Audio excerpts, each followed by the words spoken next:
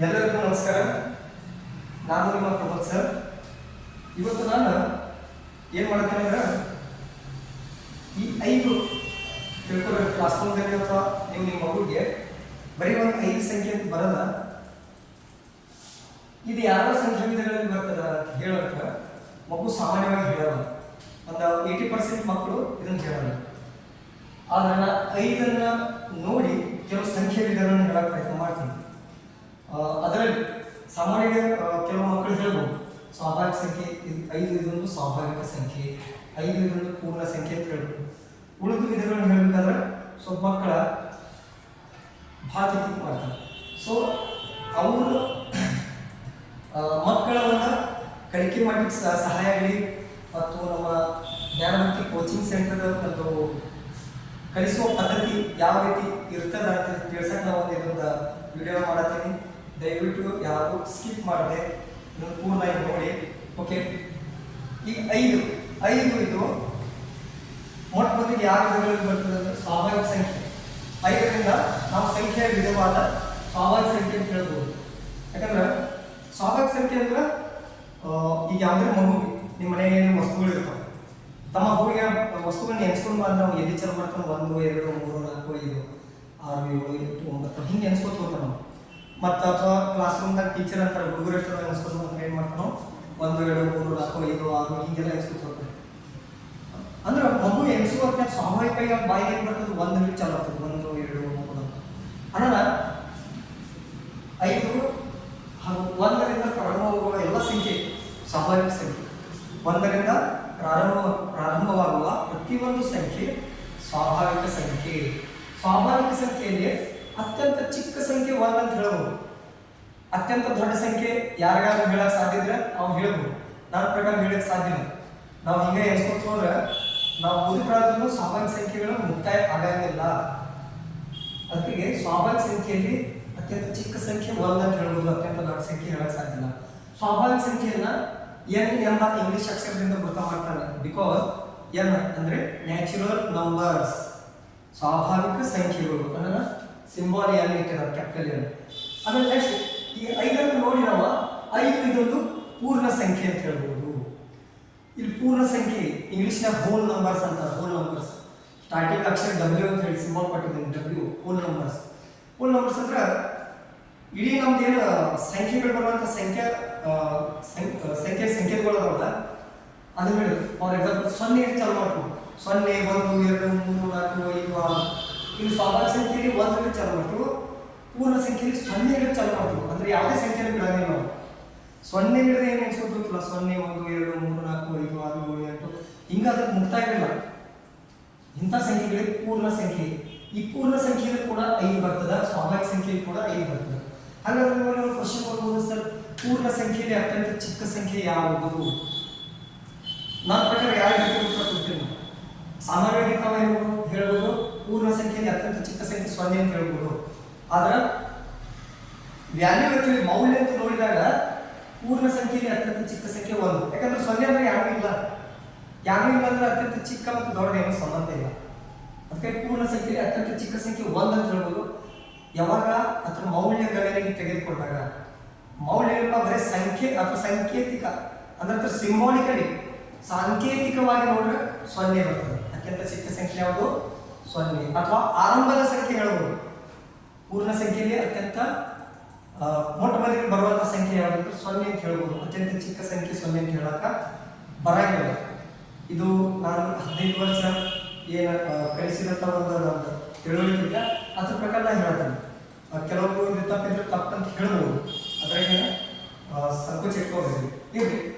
ಮತ್ತು ಇದೇನಾಗಿದ್ದ ಇದು ಒಂದು ಪೂರ್ಣಾಂಕನೂ ಕೂಡ ಹೌದು. ಸಂಖ್ಯೆಯ ವಿಧಗಳಲ್ಲಿ ಬರುವಂಥ ಪೂರ್ಣಾಂಕ 5 ಒಂದು ಪೂರ್ಣಾಂಕ. ಎಂಥ ಪೂರ್ಣಾಂಕ? ಧನ ಪೂರ್ಣಾಂಕ. ಯಾಕಂದ್ರೆ 5ರ ಮುಂದೆ ಏನೂ ಇರಲಿಲ್ಲ ಅಂದ್ರೆ ಪ್ಲಸ್ ಎಂಬ ಚಿಹ್ನೆ ಇರ್ತದ. ಒಂದ್ ವೇಳೆ ಋಣ ಇತ್ತಂದ್ರೆ ಅದು ಮೈನಸ್ ಚಿಹ್ನೆ ಕೊಡ್ತೀವಿ ನಾವು. ಇಲ್ಲಿ ಕೊಟ್ಟಿಲ್ಲ ಅಂದ್ರೆ ಇದು ಧನ ಪೂರ್ಣಾಂಕ. ಹಂಗಾದ್ರೆ 5 ಇದು ಪೂರ್ಣಾಂಕ ಸಂಖ್ಯೆ. ಸೊ ಪೂರ್ಣಾಂಕ ಸಂಖ್ಯೆ ಬಗ್ಗೆ ತಿಳಿಸೋದ್ನಾಗ ಏನು ಪೂರ್ಣಾಂಕ ಸಂಖ್ಯೆ ನಾನು ತಿಳಿಸ್ತೀನಿ. ಸ್ವಲ್ಪ ಇಲ್ಲೊಂದು ಸಂಖ್ಯೆ ರೇಖೆ ಕೊಡ್ದಿದ್ದೀನಿ ನಾನು, ಸಿಂಪಲ್ ಆಗಿ ಬೇರೆ ಕಡೆ ಕೊಡ್ದಿದ್ದೀನಿ, ಅದಕ್ಕೆ ಶಿಸ್ತವಾಗಿ ಕೊಡ್ದಿಲ್ಲ. ಇಲ್ಲಿ ನೋಡ್ರಿ, ಇಲ್ಲಿ ನಾನು 0 ಈ ಸಂಖ್ಯಾ ರೇಖೆ 0 ಬಲಗಡೆ ಇರೋದ ಪ್ಲಸ್ ಪ್ಲಸ್ ಪ್ಲಸ್ ಸಿಗುವಂಥ ಸಂಖ್ಯೆ +1 +2 +3 +4 +5 +6 +100 +ಕೋಟಿ ಎಷ್ಟು ಬೇಕಾದ್ರೂ ಬರ್ಬೋದು, ಮುಕ್ತಾಯವಿಲ್ಲ. ಬಿಕಾಸ್ ಇಲ್ಲಿ ಬಾಂಡ್ ಚಿಹ್ನೆ ಕೊಟ್ಟಿದ್ದೀವಿ. ಇದರ ಅರ್ಥ ಈ ಸಂಖ್ಯಾ ರೇಖೆ ಈ ದಿಕ್ಕಿಗೆ ಹೆಚ್ಚಾಗ್ತಾ ಇದೆ, ಏರ್ಕೋತ ಹೊಂಟದ. ಅಂದ್ರೆ ಈ ಕಡೆ ಹಬ್ಬತೈತಿ, ಈ ಸೈಡ್ ಹಬ್ಬತೈತಿ ಸಂಖ್ಯೆ. ಆಮೇಲೆ 0 ಎಡಕ್ಕೆ ನಾವು ಬೋರ್ಡ್ ಕಡೆ ನಿಂತು ನೋಡಿದಾಗ 0 ಎಡಕ್ಕಾದ್ರೆ ಋಣ ಸಂಖ್ಯೆಗಳು ಬರ್ತಾವೆ. ಮೈನಸ್ ಇದ್ದಂಥ ಸಂಖ್ಯೆ -1 -2 -3 -4 -5 -6 -60 -90 ಮತ್ತು -ಕೋಟಿ ಹೀಗೆಲ್ಲ ಬರ್ತಾವೆ. ಇಲ್ಲಿ ಇನ್ನೊಂದು ಪ್ರಶ್ನೆ ನೀವು ಹಾಕ್ಬೋದು, ಸರ್ ಇಲ್ಲಿ ಧನ ಪೂರ್ಣಾಂಕ ಸಂಖ್ಯೆ, ಇವ ಧನ ಪೂರ್ಣಾಂಕ, ಇವ ಋಣ ಪೂರ್ಣಾಂಕ ಸಂಖ್ಯೆ. ಇದರಲ್ಲಿ ಅತ್ಯಂತ ದೊಡ್ಡ ಸಂಖ್ಯೆ ಯಾವುದು, ಅತ್ಯಂತ ಚಿಕ್ಕ ಸಂಖ್ಯೆ ಯಾವುದು, ಇದರಲ್ಲಿ ಅತ್ಯಂತ ದೊಡ್ಡ ಸಂಖ್ಯೆ ಯಾವುದು, ಅತ್ಯಂತ ಚಿಕ್ಕ ಸಂಖ್ಯೆ ಯಾವುದು ಹೇಳಿ ಎಂಟು ಕ್ವಶನ್ ಹಾಕ್ಬೋದು. ನೀವು ಹಾಕ್ಲಿಲ್ಲ ಅಂದ್ರೆ ನಾನು ಹೇಳ್ತೀನಿ. ಏನಂದ್ರೆ ನೋಡ್ರಿ, ಧನ ಪೂರ್ಣಾಂಕದಲ್ಲಿ ಅತ್ಯಂತ ಚಿಕ್ಕ ಸಂಖ್ಯೆ +1 ಅತ್ಯಂತ ಚಿಕ್ಕ ಸಂಖ್ಯೆ, ಚಿಕ್ಕ ಸ್ಮಾಲ್ ನಂಬರ್ ಧನ ಪೂರ್ಣಾಂಕದಲ್ಲಿ +1. ಅತ್ಯಂತ ದೊಡ್ಡ ಧನ ಪೂರ್ಣಾಂಕ ಸಂಖ್ಯೆ ಹೇಳಿಕ್ಕೆ ಸಾಧ್ಯ ಇಲ್ಲ, ಯಾಕಂದ್ರೆ ಹಂಗೆ ಮುಂದುವರಿತದೆ. ಈಗ ನೀವು +60 ಅಂದ್ರೆ ಮತ್ತೆ ಅಲ್ಲಿ 100 ಮಟ್ಟ ಹೋಗಿರ್ತದೆ, ಕೋಟಿ ಮಟ್ಟ ಹೋಗಿರ್ತದೆ. ಯಾವ ಸಂಖ್ಯೆ ಹೇಳೋ ಮುಕ್ತಾಯವಿಲ್ಲ, ಧನ ಪೂರ್ಣಾಂಕ ಸಂಖ್ಯೆಗಳಿಗೆ ಮುಕ್ತಾಯವಿಲ್ಲ. ಅತ್ಯಂತ ಚಿಕ್ಕ ಸಂಖ್ಯೆ ಹೇಳ್ಬೋದು. ಇಲ್ಲಿ ಋಣ ಪೂರ್ಣಾಂಕದಲ್ಲಿ ಏನಾಗ್ತದೆ ಅಂತ ಸ್ವಲ್ಪ ರೂಪಾಯಿ ಆಗ್ತದೆ. ಅತ್ಯಂತ ದೊಡ್ಡ ಸಂಖ್ಯೆ ಹೇಳ್ಬೋದು. ಈ ಋಣ ಪೂರ್ಣಾಂಕದಲ್ಲಿ ಅತ್ಯಂತ ದೊಡ್ಡ ಸಂಖ್ಯೆ -1. ಹೌದು, -1. ಈ ಸಂಖ್ಯೆ ಅತ್ಯಂತ ದೊಡ್ಡ ಸಂಖ್ಯೆ ಋಣ ಪೂರ್ಣಾಂಕದಲ್ಲಿ ಮಾತ್ರ. ಈ ಋಣ ಪೂರ್ಣಾಂಕದಲ್ಲಿ ಅತ್ಯಂತ ಚಿಕ್ಕ ಸಂಖ್ಯೆ ಹೇಳಿ ಸಾಧ್ಯ ಇಲ್ಲ. ನೀವು ಅನ್ನೋ ಸರ್ ಇಲ್ಲಿ -1 ಐತಿ, ಇಲ್ಲಿ -5 ಐತಿ, ಕಾಲಕ್ಕೆ 5 ಐತಿ, 1 ಐತಿ, ಬಟ್ ಚಿಹ್ನೆ ಏನೈತಿ ಮೈನಸ್. ಅಂದ್ರೆ ಈಗ 1ಕ್ಕಿಂತ 5 ಪಟ್ಟು ಕೆಳಗೆ ಹೋಗಿದೆ.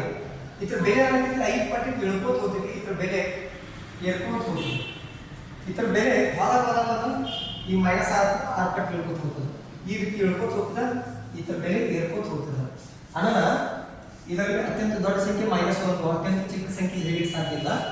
ಇದರಲ್ಲಿ ಅತ್ಯಂತ ಚಿಕ್ಕ ಸಂಖ್ಯೆ +1, ಅತ್ಯಂತ ದೊಡ್ಡ ಸಂಖ್ಯೆ ಹೇಳಿ ಸಾಧ್ಯ ಇಲ್ಲ. ಹಾಗಾದ್ರೆ ನೀವು ಕೇಳಬಹುದು 0 ಏನಿಲ್ಲ, ನೀವು ಸರ್ 0 ಬರ್ತಿದ್ರಲ್ಲ, 0 ಇದು ಯಾವ ಸಂಖ್ಯೆ, ಧನ ಪೂರ್ಣಾಂಕನೋ ಋಣ ಪೂರ್ಣಾಂಕ? 0 ಧನ ಪೂರ್ಣಾಂಕನಲ್ಲ, ಋಣ ಪೂರ್ಣಾಂಕನಲ್ಲ. 0 ಇದು ಪೂರ್ಣ ಸಂಖ್ಯೆ, ಪೂರ್ಣ ನಂಬರ್. 0 ಓನ್ಲಿ ಪೂರ್ಣ ನಂಬರ್. ಇದು ಧನ ಪೂರ್ಣಾಂಕ ಅಲ್ಲ, ಋಣ ಪೂರ್ಣಾಂಕ. ಹಾಗಾದ್ರೆ ಇದು 5 ಒಂದು ಪೂರ್ಣಾಂಕ ಸಂಖ್ಯೆ, ಧನ ಪೂರ್ಣಾಂಕ. ಅಂದ್ರೆ 5ರಿಂದ ನಾವು ಈ ಯಾವ ಸಂಖ್ಯೆ ಪದ್ಧತಿ ತಿಳ್ಕೊಂಡು ಪೂರ್ಣಾಂಕ ಸಂಖ್ಯೆ. 5 ಇದು ಪೂರ್ಣಾಂಕ ಸಂಖ್ಯೆ. ಇನ್ನು 5 ಇದು ಭಿನ್ನರಾಶಿ. ಭಿನ್ನರಾಶಿ ಸಂಖ್ಯೆನೂ ಹೌದು. ನೀವು ಅನಿಸ್ತು ಬರೀ 5 ಬರೆದ್ರೆ ಕೆಳಗೆ ಯಾವ ಛೇದಿಲ್ಲ, ಹೆಂಗೆ ಹೇಳ್ತೀವಿ ನೀವು? 5 ಇದು ಭಿನ್ನರಾಶಿ. ಹೌದು, 5 ಭಿನ್ನರಾಶಿ. ಹೆಂಗಂದ್ರೆ ಇಲ್ಲಿ ನೋಡ್ರಿ, ಈಗ ನೀವು ಸಾಮಾನ್ಯವಾಗಿ ಯಾವುದೇ ಸಂಖ್ಯೆ ಬರೀ 5 ಬರೀರಿ, 6 ಬರೀರಿ, ಇದ್ರ ಕೆಳಗೆ ಏನೋ 1 ಇರ್ತದೆ, 1 ಛೇದ ಇರ್ತದೆ, ಮ್ಯಾಲ ಅಂಶ ಇರ್ತದೆ. ಇದ್ರ ಕೆಳಗೆ ಏನೋ 1 ಇರ್ತದೆ. ಹಾಗಾದ್ರೆ ಈ 5 ಕೆಳಗೂ ಏನೂ ಇರಲಿಲ್ಲ ಅಂದ್ರೆ 1 ಇರ್ತದೆ. ಹಾಗಾದ್ರೆ ಇದು ಭಿನ್ನರಾಶಿಯ ಸಂಖ್ಯೆ. ಎಂಥ ಭಿನ್ನರಾಶಿ? ವಿಷಮ ಭಿನ್ನರಾಶಿ. ಎಂಥ ಭಿನ್ನರಾಶಿ? ವಿಷಮ. ಯಾಕಂದ್ರೆ ಯಾವ ಸಂಖ್ಯೆ ಛೇದ ಚಿಕ್ಕದಿರ್ತದ, ಅಂಶ ದೊಡ್ಡದಿರ್ತದಲ್ಲ, ಆ ಸಂಖ್ಯೆಯನ್ನು ನಾವು ವಿಷಮ ಭಿನ್ನರಾಶಿ. ಭಿನ್ನರಾಶಿ ಪ್ರಕಾರಗಳು ಬರ್ತಾವೆ, ಸಮ ಭಿನ್ನರಾಶಿ, ವಿಷಮ ಭಿನ್ನರಾಶಿ ಮತ್ತು ಮಿಶ್ರ ಭಿನ್ನರಾಶಿ. ಅದನ್ನ ಯಾವಾಗ ಭಿನ್ನರಾಶಿಗಳು ಪಾಠ ಇರ್ತದೆ ಅವಾಗ ನೀವು ಹೇಳ್ತೀನಿ. ಇದೇನು ಹೇಳ್ತೀನಿ, 5 ಇದು ಭಿನ್ನರಾಶಿಗಳು ಕೂಡ ಹೌದು. ಇದಕ್ಕೆ ಯಾವ ನೀವು ಥಿಂಕ್ ಮಾಡಿರ್ಲಿಕ್ಕಿಲ್ಲ, ಸಾಮಾನ್ಯವಾಗಿ ಯಾರು ಥಿಂಕ್ ಮಾಡಲ್ಲ. ಬಟ್ ವಿದ್ಯಾರ್ಥಿಗೆ ಇದನ್ನು ಕಲಿಸ್ಬೇಕು. ಒಂದು ಸಂಖ್ಯೆ ನೋಡಿದ್ರೆ ಆ ಸಂಖ್ಯೆ ಬರೀ ಅದು ಅಷ್ಟೇ ಐತೋ ಅಥವಾ ಅದ್ರದ್ದು ಮತ್ತೆ ಬೇರೆ ಬೇರೆ ರೂಪದ ವಿಧಗಳದಾವು ಅಥವಾ ಬೇರೆ ಬೇರೆ ವಿಧಗಳಿಗೆ ಸಂಬಂಧಪಟ್ಟಂಥ ಸಂಖ್ಯೆ ಐತಲ್ಲ, ನಾವು ಮಕ್ಕಳಿಗೆ ವಿಚಾರ ಮಾಡಕ್ಕೆ ಕಲಿಸ್ಬೇಕು. 5 ಇದೊಂದು ಭಿನ್ನರಾಶಿ ಸಂಖ್ಯೆ. ಮತ್ತು 5 ಇದೊಂದು ಘಾತ ಸಂಖ್ಯೆನೂ ಹೌದು. ನೀವು ಘಾತ ಸಂಖ್ಯೆ ಅಂದ್ರೆ ಫಾರ್ ಎಕ್ಸಾಂಪಲ್ ಈಗ ಒಂದು 6 ಬರ್ತೀವಿ, ಇದ್ರ ತೆರಿ ಮೇಲೆ ಒಂದು ಏನ್ರಿ ಹಿಂಗೆ ಸಂಖ್ಯೆ ಕೊಟ್ಟಿಲ್ಲ, 6 ಘಾತ 5, 6 ಘಾತ 5, ಅಥವಾ 2 ಘಾತ 4, ಅಥವಾ 7 ಘಾತ 2, 7 ಸ್ಕ್ವೈರ್, 3 ವರ್ಗ 7 ಕ್ಯೂಬ್, ಹಿಂಗೆ ಮ್ಯಾಲ ಘಾತ ಸಂಖ್ಯೆ ಬರ್ತಾವಲ್ಲ. 5 ಕೂಡ ಒಂದು ಘಾತ ಸಂಖ್ಯೆ. ನೀವು ಅನ್ನೋ ಹೇಳಿ ಸರ್ 5 ಮೇಲೆ ಏನೂ ಇಲ್ಲ, 5 ಮೇಲೆ ಏನೂ ಇಲ್ಲ, 1 ಇರ್ತದೆ. ಎಷ್ಟು ಇರ್ತದ? 1 ಇರ್ತದ. ಒಂದು ವೇಳೆ 5ರ ಘಾತ 0 ಇರ್ತದೆ. ನೀವು ಒಂದು ಕ್ವಶನ್ ಕೇಳಿದ್ರಿ ನನ್ನ ಗ್ರೂಪ್ದಲ್ಲಿ, a ಘಾತ 0 ಇಸ್ಕೊಟ್ಟು 1 ಯಾಕೆ? ಆ ಪ್ರಶ್ನೆಗೆ ಉತ್ತರ ನೀವು ಅದನ್ನು ಹೇಳಿ ನಾನು ಇನ್ನೊಂದು ಪ್ರೇರಣೆಯಲ್ಲಿ ಹೇಳ್ತೀನಿ. 5ರ ಘಾತ 0 ಇದ್ದರೆ ಇದರ ಬೆಲೆ 1. ಯಾಕೆ ಅನ್ನೋದು ಆಮೇಲೆ ಹೇಳ್ತೀನಿ. ಬಟ್ ಇಲ್ಲಿ 5 ಮೇಲೆ 5 ಘಾತ 1 ಇರ್ತದ, ಹಂಗಾದ್ರೆ 5 ಇದೊಂದು ಘಾತ ಸಂಖ್ಯೆಯು ಕೂಡ ಹೌದು. ಘಾತ ಸಂಖ್ಯೆಯ ಪ್ರಕಾರ ಇದು. ಇನ್ನು ನೆಕ್ಸ್ಟ್ 5 ಬರುವುದು ದಶಮಾಂಶ ಸಂಖ್ಯೆ. ಪಾಯಿಂಟ್ ಆಗಿರ್ತಲ್ಲ 2.4, 2.00, 5.4, 6.4 ಆ ರೀತಿ 5 ಇದೊಂದು ದಶಮಾಂಶ ಸಂಖ್ಯೆಯು ಕೂಡ ಹೌದು. ನೀವು ನೋಡಿ ಹೆಂಗೆ ಸರ್ ದಶಮಾಂಶ ಸಂಖ್ಯೆ ನೋಡಿ.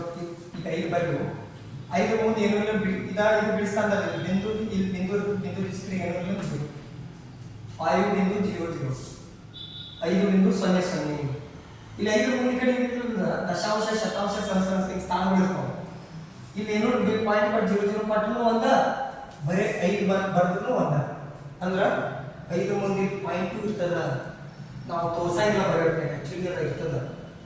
ಯಾಕಂದ್ರೆ ಬಿಂದು ದಿಚ್ಚಿಗೆ ಏನಕ್ಕೆ ಬಿಡಿ ಸ್ಥಾನ, ಹತ್ತು ಸ್ಥಾನ, 3 ಸ್ಥಾನ, 1000 ಸ್ಥಾನ ಬರ್ತವೆ.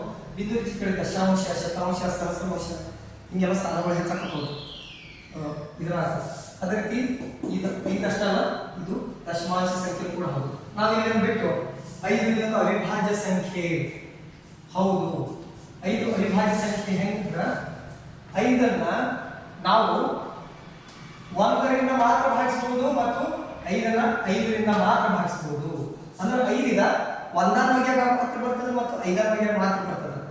ಅನ್ನೋದಕ್ಕೆ 5 ಇದೊಂದು ಅವಿಭಾಜ್ಯ ಸಂಖ್ಯೆ. ಬೇರೆ ಯಾವ ಸಂಖ್ಯೆ ಭಾಗ ಮಾಡಕ್ಕೆ ಸಾಧ್ಯ ಇಲ್ವಾ? ಈ ಆಮೇಲೆ ನೀವೇನಲ್ಲ 5ರ ಅಪವರ್ತನಗಳು ಮುಂದೆ ಪ್ರೀಟ್ ಒಂದ್ಸಲ ವಿಡಿಯೋ ಮಾಡ್ತೀನಿ ನಾನು. ಅಪವರ್ತನಗಳು ಅಂದ್ರೆ ಕ್ಲಿಯರ್ ಆಗಿ. ಹಾಗಾದ್ರೆ 5ಗೆ ಕೇವಲ 2 ಅಪವರ್ತನಗಳು, 1 ಮತ್ತು ಅದೇ ಸಂಖ್ಯೆ. 1 ಮತ್ತು ಅದೇ ಸಂಖ್ಯೆ ಅಂದ್ರೆ 5. ಯಾವ ಸಂಖ್ಯೆಗಳು 1 ಮತ್ತು ಅದೇ ಸಂಖ್ಯೆಯ ಭಾಗ ಗೊತ್ತಲ್ಲ ಆ ಸಂಖ್ಯೆಗಳಿಗೆ ಅವಿಭಾಜ್ಯ ಸಂಖ್ಯೆ. ಈ 5ಅನ್ನ ನೋಡಿ ನಾನು ಸಂಖ್ಯೆ ವಿಧಗಳನ್ನು ಹೇಳಿದ್ದೀನಿ. ತಾವು ಮತ್ತೆ ಯಾವಾಗಲೂ ವಿಧಗಳು 5ಅನ್ನು ನೋಡಿ ಗೊತ್ತಾಗ್ತದೆ, ತಾವು ತಿಳಿಸ್ಬೇಕು. ಧನ್ಯವಾದಗಳು.